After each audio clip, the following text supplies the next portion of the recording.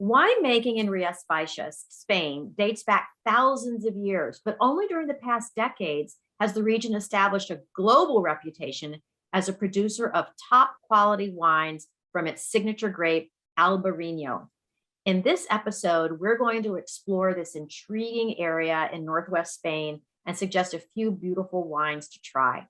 So give our video a like and subscribe to our channel for more.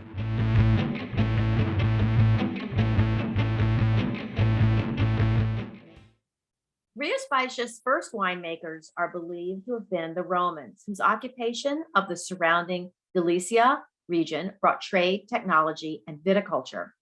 More refined winemaking was introduced by Cistercian monks who arrived in Spain from France in the 12th century. And then wine production in Galicia and Rias Baixas flourished in the 14th and 15th century with the discovery of the New World and the establishment of trade routes between Spain, England, and the rest of Europe. The modern winemaking history of Rias Baixas began in 1980, when an official denomination was created specifically for the Albariño grape variety. Now, the DO Rias Baixas consists of 5 distinct sub-regions: Val do Salnes, Condado de Té, O Rosal, Sotomayor, and Ribeira de Ula.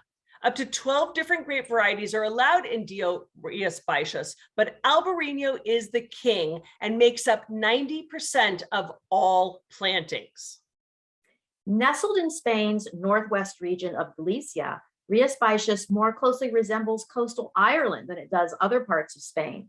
It's known as Green Spain. The region is characterized by moderate year-round temperatures, ocean mists, and an average rainfall each year that in some spots is nearly 3 times the national average. Galicia's damp Atlantic-influenced climate is, however, balanced by 2,200 hours of sunshine, sufficient to ensure Rias Baixas' signature grape Albariño ripens fully and is capable of producing wines with amazing natural acidity and an aromatic profile that makes it a delight with each sip.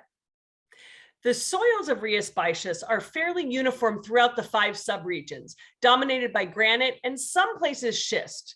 Large rivers and tributaries have also left deposits that are a combination of clay, silt, sand, and gravel.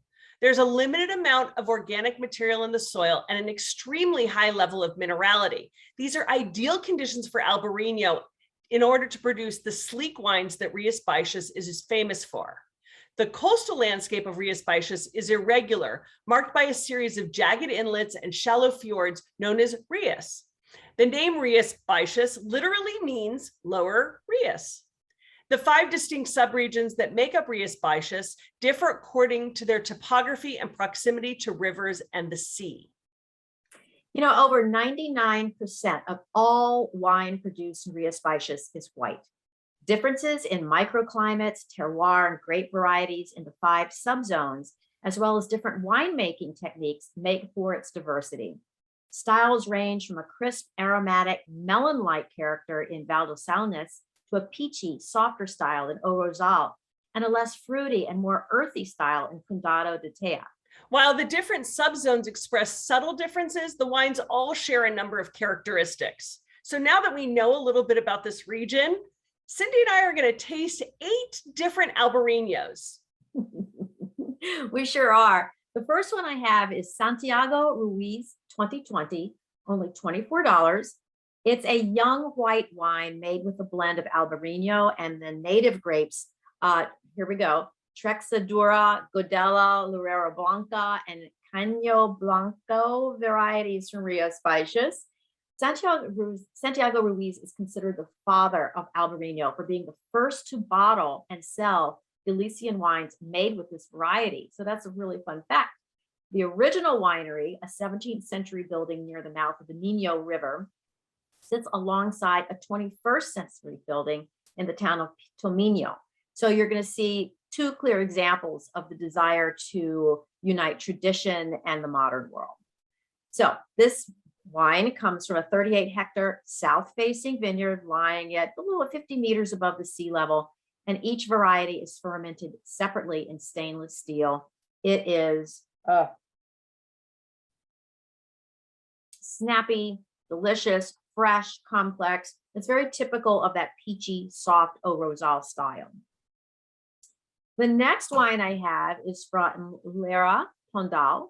From the Pazo Pondal is a family winery founded in 1998. They're located in Arbo in the Pontevedra subregion. The estate is found on the north bank of the Rio Minho and includes 15 hectares of trellised vineyards where they cultivate the Albariño. So traditional and partially organic. This is amazing, fresh, fruity, easy to drink. It's the expression of young vineyards from Pazo Pondal Winery. And it actually is one of the best-selling Albariños. Flowers, citrus, stone fruits, that salinity I love in an Albariño. It's right here in the glass. This is the Paco and Lola 2020 Albariño, a $19 wine.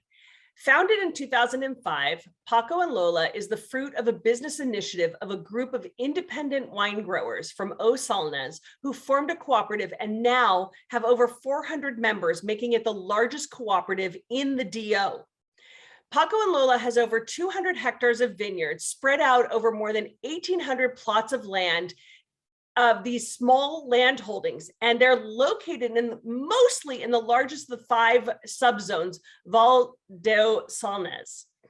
This winery or cooperative is also one of the 3 members of Life and Viñas Atlânticos, an innovative project through which wine growers are committed to minimizing the use of chemical products. So, beautiful straw color, clean, very clean and expressive. I get green apples, I get pear and lemon. There's even a little bit of kind of basil, like an herbaceousness. And of course, floral notes, I mean, of course.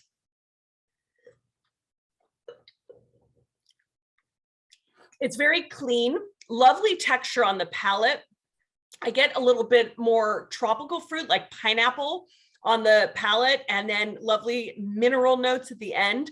So long finish, really tasty, very juicy, like mouth-watering acidity that keeps coming back, making me want another sip. But for my other sip, I'm going to jump over to my other wine here, which is the Martin Codax 2020 Albariño, a $16 bottle of wine. Okay. The Martin Codax winery was founded in 1986 by a group of wine growers and established in Cambados, the capital of the Salnes Valley. The Albariño grapes that are used by Bodegas Martin Codax come from its own vineyards. So, you know, they're not sourcing from anything outside of their estate. So this has a little bit more flinty note to it. It's a little deeper fruit notes.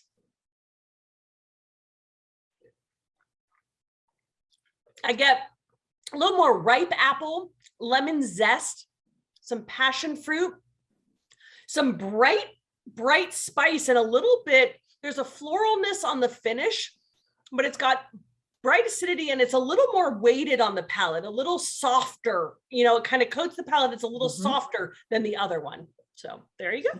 Very nice. Very nice. So I am now sipping on Nora de Neve 2015. This is a $33 bottle of wine. It's barrel fermented Albariño, which is a little bit different. It's a little bit aged on it. Nora de Neve is the best rated wine made by Viña Nora. And it's a varietal, seductive, complex. I mean, sorry, I've had this before, so I'm revisiting it.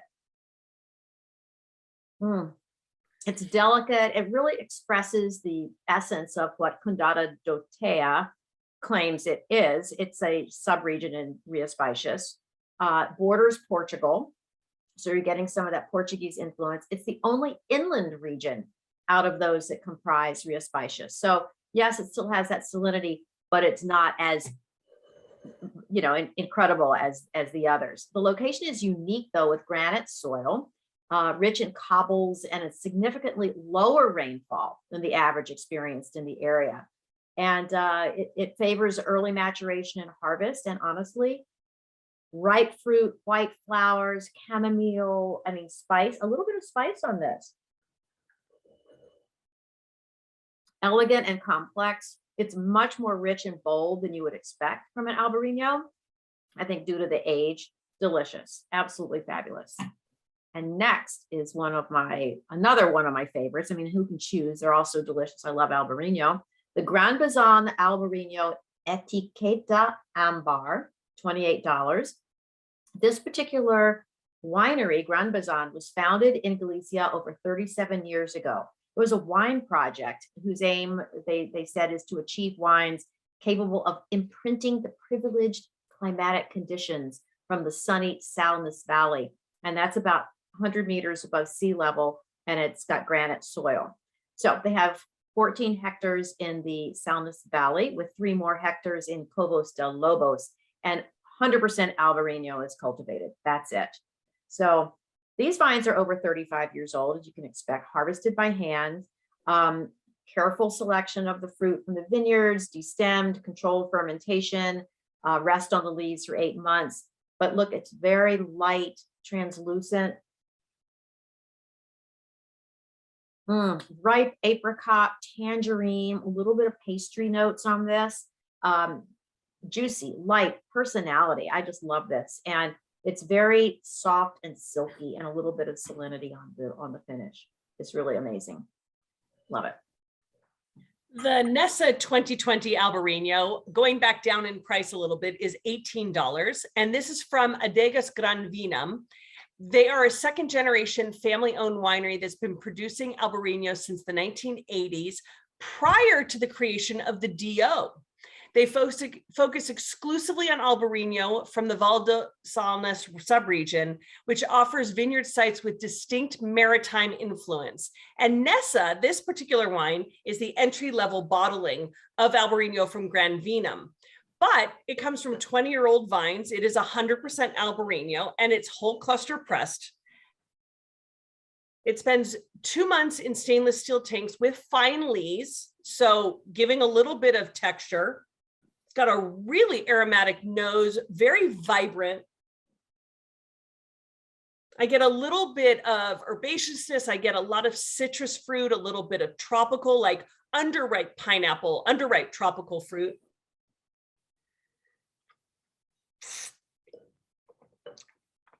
Oh, and it is, I mean, I feel like I'm standing overlooking the ocean as I sip this. It is so fresh, so alive, so vibrant, tingling on my tongue. I'm loving it. And now, last but not least, I move on to the Bodegas Aguiuncho Mar de Ons 2020 with the beautiful bottle. It looks like it's, you know, a bottle coming out of the sea with the fish swimming by. This is a $13 bottle of wine. Wow. Bodegas Aguiuncho can be found in the Galician Rias Baixas in the Valle de Salnas. In 1999, father and son Manuel Troncoso Pochero and Manuel Troncoso Prieto realized a shared dream in bringing this to life. So with this wine, you get a straw yellow color with some green flecks on it. Might be hard to see from there, but ooh, I get a little bit, again, that herbaceousness. It's sort of like a sage, a little rosemary, a little like bay seed, a little mintiness, apple, kind of like an apple peel, like a red apple peel, grapefruit, and a lovely minerality. There's like a stoniness to this wine. Mm-hmm. Mm-hmm.